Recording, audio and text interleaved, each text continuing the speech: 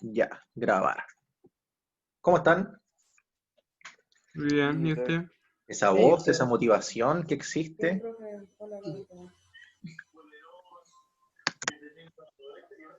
Vamos a esperar un par de minutos, hasta las 12 en punto aproximadamente, y nos vamos con la clase del día de hoy, que es bastante entretenida.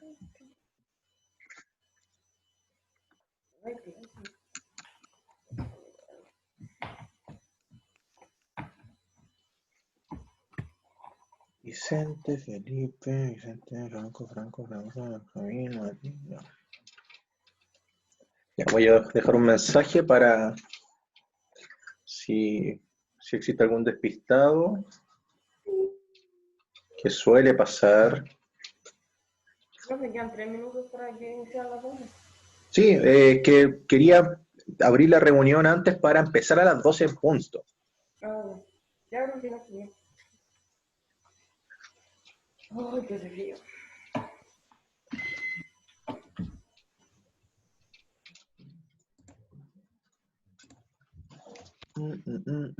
Ya. Ya. Lo de hoy día es una unidad nueva que se llama el reconocimiento del territorio y sus dinámicas geográficas. En gran medida es conocer cómo era el territorio de Chile en el siglo XIX y lo que hicieron los gobiernos tanto conservadores como liberales para hacer soberanía. Aquí también entra la Guerra del Pacífico, cuando Chile pierde la Patagonia, cuando Chile gana Antofagasta y Tarapacá, todas esas materias vamos a ver de esta unidad en adelante. Es súper entretenido, así que es solamente escuchar e ir tomando apuntes y está todo para la prueba trimestral. Ah, profe.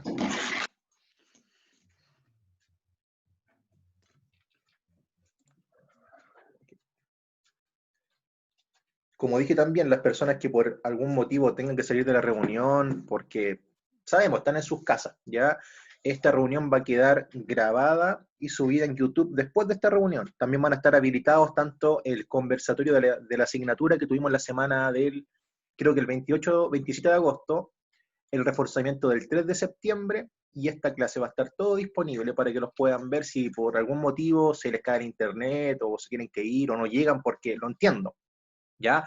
Pero como ustedes saben, esta dinámica de clases por Zoom fue algo que salió de idea de ustedes y también yo la acepté y fue como un consenso, fue una democracia para poder aceptarlo y me parece bastante interesante, ¿ya? Así que vamos a ver cómo nos va, esperemos que nos vaya muy bien. Son las 12 según mi reloj. 12, Buenos días, ¿ya? profe. Hola, hola. Ya, vamos a compartir pantalla. Y acá está. Compartir. ¿Ven mi pantalla, cierto? Sí, Sí, ahora sí. Sí. profe. Ya, el PPT también va a profe. estar enviado. Ya va a estar enviado cuando una vez que termine la reunión, va a estar todo en sus correos. Vamos a agrandarlo para que se vea un poquito mejor. A ver. No tengo configurada tarjeta gráfica. No, a ver, ¿qué pasó? Wow. Ahí sí. ¿Ya? Ya. Entonces, nueva unidad, ya que se llama la configuración del territorio chileno y también las proyecciones y las dinámicas geográficas. En gran medida lo de hoy día es ver cómo era el territorio chileno en el siglo XIX y diferentes estrategias para ir incorporando territorio y por qué era tan importante para el Estado hacer soberanía, ¿cierto? ¿Por qué era importante ocupar Magallanes? ¿Por qué era importante ocupar la Araucanía? Eso es lo que vamos a ver hoy día, ¿ya? La clase anterior hablamos de las reformas liberales, ¿cierto? Todo lo que reformaron los liberales de la Constitución del año 1833, ¿cierto? Como nuevo sistema electoral, las leyes laicas, lo que promovió Domingo Santa María, el tema de la separación de la Iglesia del Estado de forma incipiente, ¿cierto? La liberalización de las instituciones, la secularización de la Iglesia, del Estado, y todas las reformas que impulsaron los liberales desde el año 1861 hasta el año 1891, pero principalmente el boom de la reforma fue después del año 1870, ¿ya? Así que eso fue la clase anterior en gran medida, clase que estuvo la semana pasada, y que fue una clase súper cortita resumiendo las principales reformas de las ideas liberales, ¿ya? Eso fue. Lo de hoy día, ven bien, ¿cierto? Que yo veo como cortado porque tengo la cámara en la esquina, ¿ya? Díganme si ven mal. Está bien, Bien, profe. profe. Vale. Dedito para arriba. Objetivo de hoy día será analizar el proceso de exploración del territorio chileno en el siglo XIX. Una vez que toman los conservadores el poder, lentamente empiezan a explorar el territorio chileno, ¿ya? Empiezan a explorar la zona de la Araucanía, que era indígena, la zona austral y también la zona norte para ver el potencial de recursos naturales y que era muy importante porque Chile recién era independiente y tenía que hacer soberanía efectiva desde Copiapó hasta el Cabo de Hornos. Voy a colocar un mapa de cómo era Chile en el siglo XIX, que me imagino que ustedes ya lo han visto, ¿cierto? ¿Alguien ha visto ese mapa? ¿No?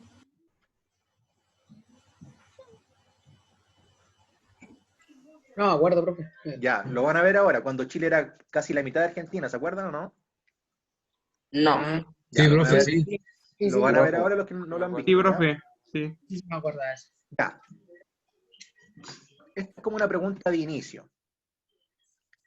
En el mapa anterior, en este, se comparan los límites de Chile actual con los del año 1856. ¿Ya? Ahí lo pueden ver claramente. ¿Cómo explicarían los cambios en el territorio chileno presentes en ambos mapas, en el mismo mapa en realidad? Ya podemos ver que Chile comenzaba en Copiapó, llegaba hasta acá abajito, y toda esta parte era chileno. De Casi la Mendoza, mitad. ¿no? ¿Cómo? De Mendoza. Sí, hacia abajo, ¿ya? Y acá están los límites de Chile en el año 1856 y los límites internacionales de Chile en la actualidad.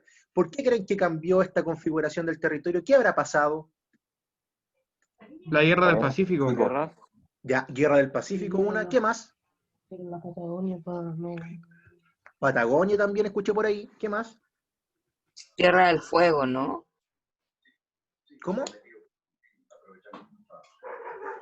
No escuché lo último. Profe, si no me equivoco, en Chile le cedía a la Patagonia Argentina cuando entraban a la guerra del Pacífico, ¿o no? Exacto, cesión de la Patagonia también, y yo les voy a nombrar otros más, ¿ya? Por ejemplo, ocupación de la Araucanía, ocupación del sur de Chile y también el tema de la anexión de la isla de Pascua, que esto es lo que vamos a ver en las clases posteriores, ¿ya? Pero para que tengan en mente cómo era el mapa de Chile en el siglo XIX, así era Chilito en su tiempo. Se escuchan ladrillos en mi perro, ¿ya? Jack, por favor. Ya.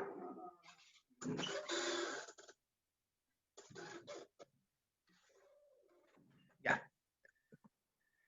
Entonces, nos vamos. Reconocimiento del territorio chileno, ¿ya? En el siglo XIX, entonces, había muchos desafíos para nuestro país. Habían desafíos políticos, habían desafíos económicos, había una pugna entre conservadores y liberales, cómo iba a ser el sistema político de Chile, si íbamos a ser Estado unitario, Estado federal, pero también habían diferentes problemáticas, cómo eran los límites de Chile, porque no se sabía muy bien. Algunos decían que comenzaban en Copiapó, otros decían que comenzaban en Atacama, y eso fue un problema que se trajo desde la colonia porque los límites no estaban claros, ya había límites imprecisos. Y esto, obvio, lleva una pugna entre países porque Bolivia decía, yo empiezo acá, Perú decía, yo empiezo acá, y Chile también decía lo mismo, y había una pugna, un conflicto entre los países que habían recién nacido. Entonces, surge un concepto muy importante que quiero que anoten, ¿ya? Que se llama soberanía, ¿ya?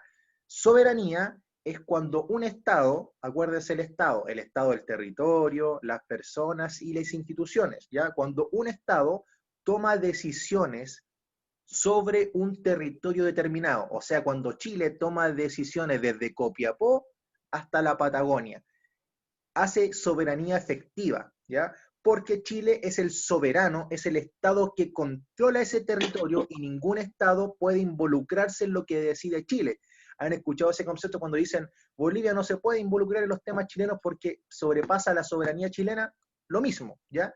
Eso es soberanía, anótenlo, ¿ya? Porque eso va a ser pregunta de prueba segura, ¿ya? Entonces, después del proceso de independencia, desde el año 1810 hasta el año 1818, surge este concepto en nuestro país, hacer soberanía de forma efectiva, ¿ya? Entonces, era clave ocupar las zonas que no estaban ocupadas. ¿Y cuáles eran esas zonas? Zona austral, zona norte y también zona cordillerana, precordillerana en gran medida, ¿ya? Entonces, ¿por qué se quería hacer soberanía y ocupar efectivamente el territorio? Para caracterizar la población, como era la población de Chile, ¿ya? También para caracterizar los recursos de la población, si había cobre, salitre, plata y oro, y también para ver la distribución de la población y la distribución de los recursos. Y esto como para comenzar, porque igual lo voy a explicar con mayor detalle en la siguiente diapositiva. Entonces, tenemos dos fuentes.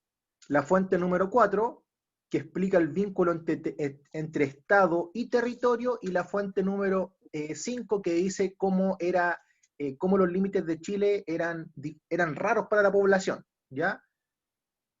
Entonces, la primera fuente dice, me pueden ir siguiendo, que el territorio es el espacio donde se levanta la comunidad del Estado. Significa el espacio en el que el poder del Estado puede desenvolver la actividad específica, o sea, la del poder público.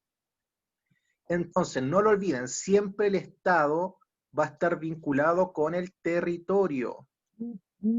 Siempre. Siempre, siempre. Un segundito. Se me fue la pantalla. Vamos de nuevo. ¿Escucharon lo último, cierto? Sí. Ya. Entonces siempre el Estado va a estar vinculado con el territorio. Eso es lo primero. Y como siempre se los dejo, podrían ver quién es el autor, cuál es el contexto que se escribe, cuál es el tipo de fuente y el análisis. ¿Por qué leí lo primero? Porque en lo primero está la clave del texto. Ya, el autor es Samaniego, ya escritor, ya una revista. El contexto, ¿cuál es el contexto? ¿Cuándo fue escrito esto? En 2005. 2005. Ya, el 2005, ya. Pero ¿en qué año estamos trabajando? ¿A qué hace alusión esto?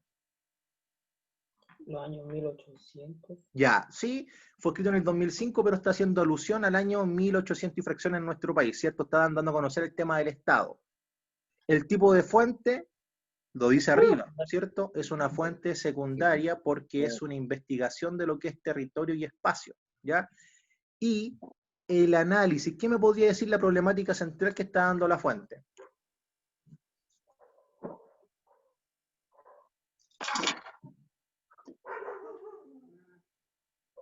¿Cuál es el vínculo entre Estado y territorio? Que el territorio, o sea, el Estado es donde, o sea, el Estado se erige sobre el territorio. Exacto, que- ¿cierto? ¿Qué más? Eso nomás que como que si no hay territorio el Estado no puede gobernar, entonces. Efectivamente, eso es lo importante de esta fuente. Entonces, el Estado de Chile necesitaba el territorio para poder hacer soberanía. ¿Se entiende o no? Sí. Eso es como la clave de la respuesta, ¿ya? Bien. ¿Quién fue? ¿Quién dijo eso que perdí el nombre? Yo, Yo qué, po, no veo el nombre. Vicente Vicente, ¿cuánto? Pérez. Ya, gracias Vicente, porque no sé, se me borró como la pestañita de acá donde los veo. Ya, gracias por eso. Bien, eso es. Entonces, el Estado necesita un territorio para poder existir y para hacer soberanía. Y ahí están los 3 puntos de conexión. ¿Ya? Bien, vamos bien.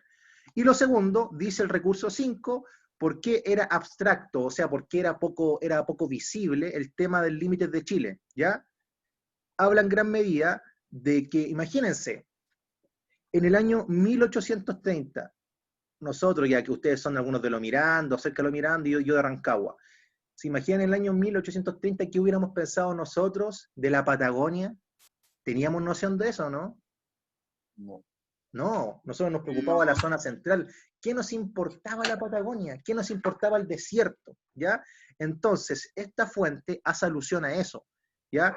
Que tanto el norte de nuestro país como la zona austral de nuestro país, para una persona de la zona centro, principalmente de Santiago y Valparaíso, acuérdense, Valparaíso es el puerto más importante de América del Sur y Santiago la capital de nuestro país, no le importaba, ya no había noción, no era importante el sur y el norte, era lo importante la zona centro, porque la zona centro en gran medida era el país.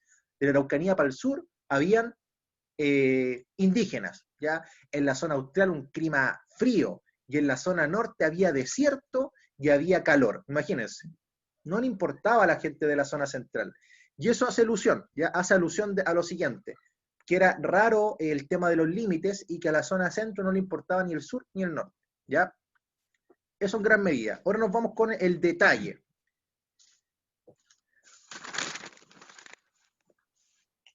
Ya, caracterizar población y recursos. Aquí está el límite clarito que yo les mostré. El límite de Chile a finales de la colonia. Ya a finales de la colonia es principalmente 1816, 1818 cuando se logra la independencia. Y podemos ver que Chile era gigantesco, ¿ya? Aquí esta parte nos faltaba Tarapacá y Antofagasta, que después lo gana Chile con la Guerra del Pacífico. ¿Ya? Entonces, caracterizar la población y los recursos de nuestro país en el siglo XIX. No lo olviden, estamos trabajando el siglo XIX principalmente desde el año 1830 hasta el año 1891. ¿Ya? Desde el inicio de los gobiernos conservadores hasta el término de los gobiernos liberales. ¿Ya? Entonces, 1. Escasa y desigual distribución de la población en el territorio nacional. La población de nuestro país estaba concentrada principalmente en la zona centro. Cuando hablamos de población de Chile, Chile en esa época, lo más probable, y si la memoria no me falla, la población era máximo de 1 millón de habitantes. ¿Cuánto es la actualidad?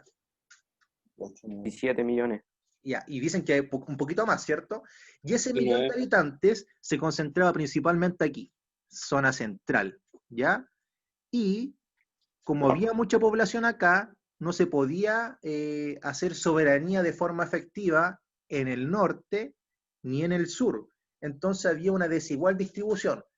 Zona central, mucha población. Zona norte, poquísima población. Zona austral, más poca todavía. ¿Ya? Entonces, eso es lo primero. Desigual distribución y escasa. Chile era un país grande en territorio, pero tenía poca población. Y si tienes poca población, los países vecinos te pueden mirar con ojo, dicen, oye, Chile tiene poca población, no está haciendo soberanía efectiva, no está ocupando el territorio, y Argentina, Perú y Bolivia miraban para Chile, decían, podemos iniciar algún tipo de conflicto y arrebatar un poquito de territorio, ¿ya? Entonces, había escasa población en los extremos del país. Recuerden esto, población en la zona central y en los extremos, zona norte y zona austral, poquísima población, ¿ya? Y las diferentes misiones científicas que vamos a trabajar hoy día y las diferentes características del territorio y las diferentes estrategias del Estado de Chile fueron impulsando ocupar tanto la zona norte como la zona austral, ¿ya? Eso es lo primero. ¿Se entendió, cierto? Sí, ¿Cómo actualmente Chile? ¿Dónde está la mayor cantidad de población? La zona centro. Santiago. Exacto. Zona centro. Legado. Zona centro. en la Sigue zona centro. en la zona centro, sigue estando principalmente en la zona centro, ¿cierto? En Santiago, Valparaíso, y también yo colocaría a Concepción, que está en la zona sur. Ya Concepción tiene, creo que 2 millones de habitantes, si la memoria no me falla, ¿ya? Y Santiago tiene casi 7 y fracción. Valparaíso tiene 2 millones, contando la región completa, ¿ya? Ahí está más del 45-60% de la población chilena. Lo segundo, heterogeneidad étnica y cultural. ¿A qué hace alusión esto? En el siglo XIX, la población de Chile principalmente se mantuvo en el proceso colonial, ¿ya? desde el siglo XV, desde la conquista hasta el siglo XIX, la población era muy, pero muy similar, ¿ya? Estaba la población dividida por zonas, había muchos indígenas, ¿cierto? Después con el tema del mestizaje había muchos mestizos, mulatos, sambo, también habían peninsulares que eran españoles, y la población hasta el siglo XIX era bastante, se podría decir como igual, no cambió tanto, ¿ya? Pero con el transcurso de los años, la población fue cambiando, ¿ya? En la actualidad también, pues la población no es homogénea es igual, sino es heterogénea, ¿cierto? La población de Chile en el siglo XVI, XVII y en la actualidad es una población heterogénea, porque no todos somos iguales, ¿cierto? Somos indígenas, españoles, parte africano, también europeos, somos una población mestiza, y eso también es un legado de nuestro país. Entonces, la población principalmente en esta época se asentaba entre Copiapó y el Biobío, ¿cierto? Las fronteras como naturales de nuestro país, y porque del Biobío hacia el sur estaban los indígenas, y en gran medida también los pueblos originarios fueron muy importantes en el siglo XIX en Chile y también son muy importantes en la actualidad. Este punto hace alusión que Chile es heterogéneo, es muy diverso, tanto étnico como raza y también de cultural. Tenemos muchas tradiciones y muchas costumbres, ¿ya? Que hasta el día de hoy se mantienen. Y el punto 3 es el tema de la economía. ¿Vamos bien, cierto? Sí. Esto es como conocimiento, ya es como cultura general, no es tan complicado, ¿ya? Y la economía, hasta el día de hoy, Chile tiene características económicas muy similares. Lo vimos con la clase de los conservadores. Chile era un exportador de materias primas. Chile se insertó al mundo del capitalismo, ¿cierto? Se insertó a la economía mundial y en gran medida Chile en esta época, en el siglo XIX, se encargó de explotar recursos naturales, trigo, cobre en menor medida, carbón, después salitre, después trabajar en la agricultura. ¿Se han dado cuenta, cierto, de eso? Chile siempre es un exportador de materias primas. Chile no es un país industrialmente gigante, no, pequeño. Por ejemplo, con comparación con Estados Unidos, ¿ya? Entonces exportamos materias primas. Y eso fue una característica de la economía de nuestro país, explotar recursos naturales y exportarlos. Y por eso era muy importante conocer nuestro territorio, porque si conocemos dónde están los recursos naturales, tenemos una idea de cómo es la economía de Chile y le podemos sacar un provecho económico significativo. Ya estos son los primeros 3 puntos, entonces caracterizar la población y también caracterizar los recursos de nuestro país. ¿Vamos bien?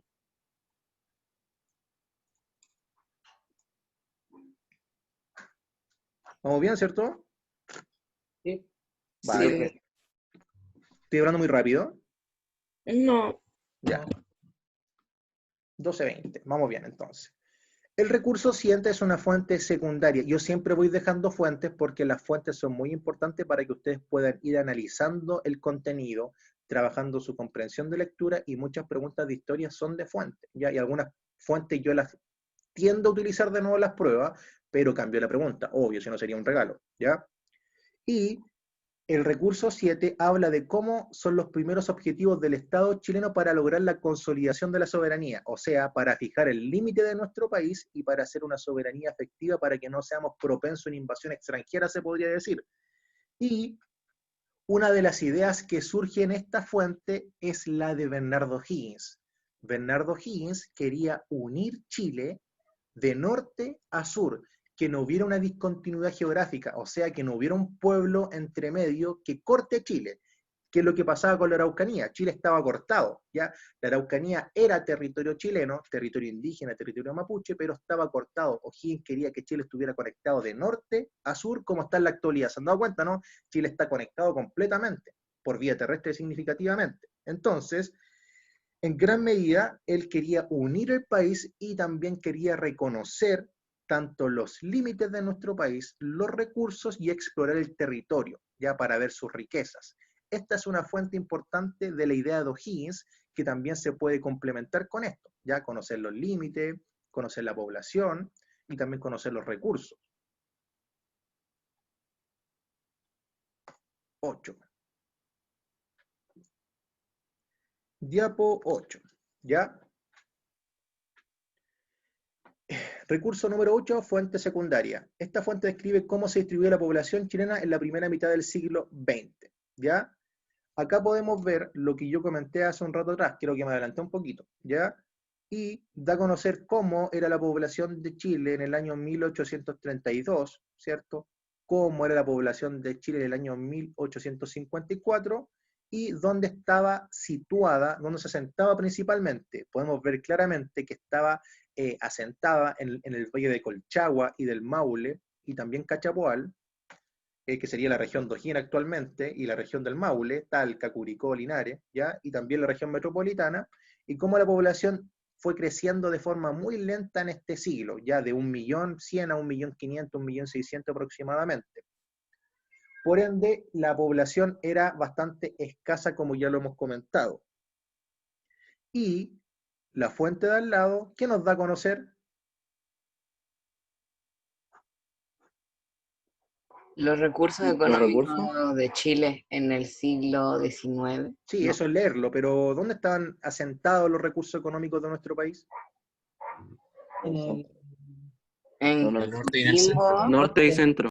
Exacto, ya, sí, bien, dijo Benjamín, Trigo, pero también norte y centro principalmente. Podemos ver que Puerto Valparaíso, Santiago y también acá estamos cerca del norte grande, ¿cierto? Entonces los recursos están principalmente en la zona donde la gente habita, que es la zona norte, de forma muy leve, pero principalmente en la zona central, y minería, agricultura, carbón, y también acá está la simbología o la leyenda, donde están los yacimientos de plata, cobre, de oro, de minas de carbón y también producción de trigo, principalmente donde en la depresión intermedia, ¿cierto? En tierras fértiles, no van a cultivar papa o lechuga en la precordillera, ¿cierto? No está el territorio fértil.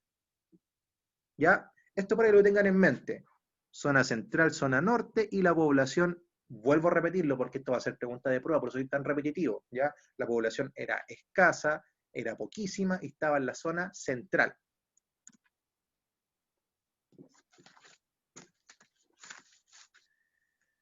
Ya, entonces, ¿cómo eran los límites de nuestro país? Si ustedes piensan en Chile, 1850, ¿qué es lo primero que se viene a la mente?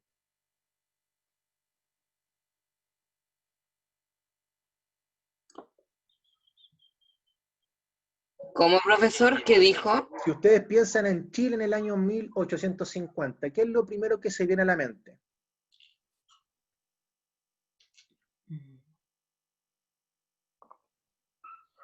lo del territorio. Ya, Desafíos. territorio, ¿qué más? Desafíos. Desafíos, ¿qué más?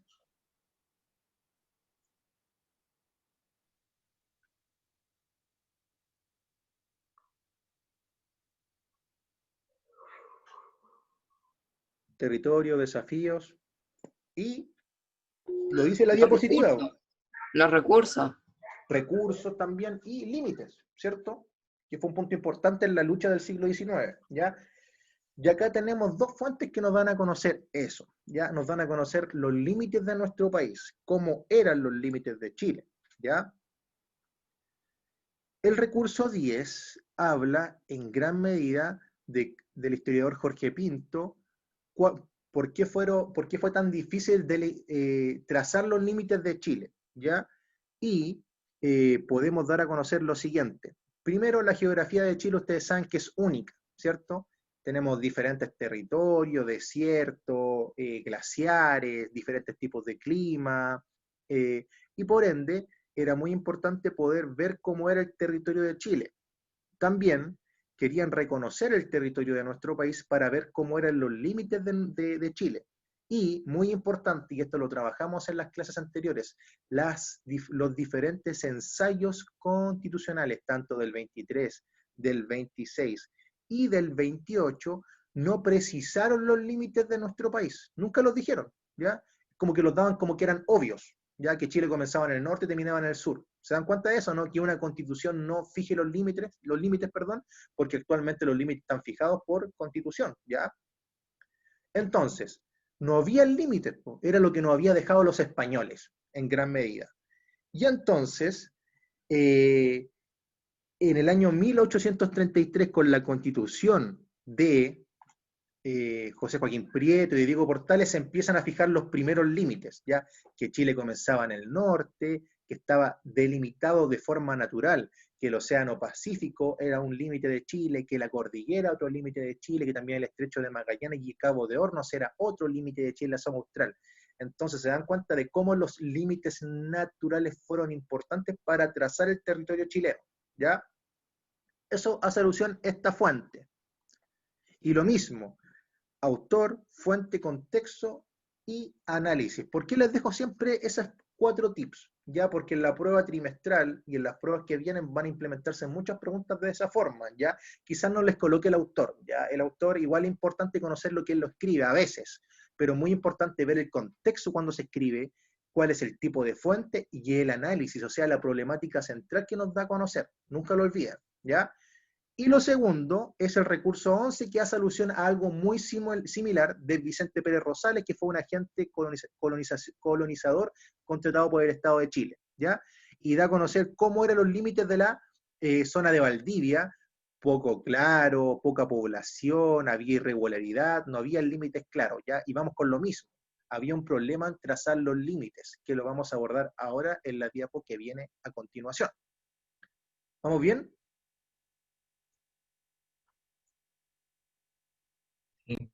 Sí, ¿Complicado, no? No. No, sí es súper sencillo. Nada. ¿Ya? no. Ya. Delimitación de fronteras. ¿Ya? Punto número 1. Imprecisión de fronteras. ¿Por qué coloco la fuente y después coloco la explicación? Porque yo asumo que ya son jóvenes de 14, 15 años que van a pasar ya a segundo medio, que tienen que leer la fuente mientras yo doy la explicación y van a participar. Y es lo que están haciendo 2 o 3 personas que estoy escuchando, ¿ya? Eso es muy importante. Antes que yo coloque una explicación, voy a colocar alguna fuente, un texto, alguna imagen para poder comentarla, para que ustedes puedan sacar la idea, ¿ya? Entonces, en relación a lo anterior, a estos límites de nuestro país, surge esto, delimitación de fronteras. ¿Cómo tenía que delimitarse Chile en relación a sus límites? Primero, punto número 1, había imprecisión de fronteras, ¿ya? Porque Chile y todos los países de América Latina, que fueron parte del dominio español, tomaron un principio para establecer sus fronteras, que se llama el principio de utis possidetis. ¿Ya? ¿Lo han escuchado, no? ¿Lo escribo? Sí. Sí, profe, por favor, escriban. ¿Lo Sí, escribo? profe. Yo igual lo escribo mal a Por veces. ¿Ya? favor. Ahí está, así se llama. ¿Qué significa utis possidetis? ¿Ya? Significa que todos los territorios que fueron parte del dominio español iban a mantener los mismos límites que le había dado España. ¿Se entiende? Ya, si España te decía, Chile, tú comienzas en Copiapó, una vez que Chile se independizó, dijo, para no generar conflicto, llegó a un acuerdo toda América Latina, que fue parte de España, y dijo, ya, jóvenes, nos vamos a delimitar con el principio de utis possidetis. O sea, todos vamos a tener los límites que nos dio España cuando fuimos colonia española, ¿ya? Y eso fue bueno, pero a la vez malo, ¿ya? Porque algunos países entraron en conflicto por eso, por ejemplo, Brasil con Paraguay. Paraguay era el triple de lo que es ahora, ¿ya? Paraguay perdió mucho territorio con Brasil, ¿ya? Porque Brasil decía, yo comienzo más acá, Paraguay decía, yo comienzo más acá, Argentina lo mismo con Chile, Chile con Perú, Bolivia con Perú, Ecuador con Venezuela, Colombia y así sucesivamente, ¿ya? Este principio ayudó en un comienzo a separar a estos países que habían recién nacido, porque los países se fueron independizando después del año 1814, 1816 y sobre todo después del año 1820, y se necesitaba una forma de delimitarlo. Tú comienzas acá, yo comienzo acá, ¿se entiende, no? Sí, profesor. Es el principio utis possidetis. Todas las colonias de España iban a mantener los mismos límites que le había dado la corona española. Eso, nunca lo olviden.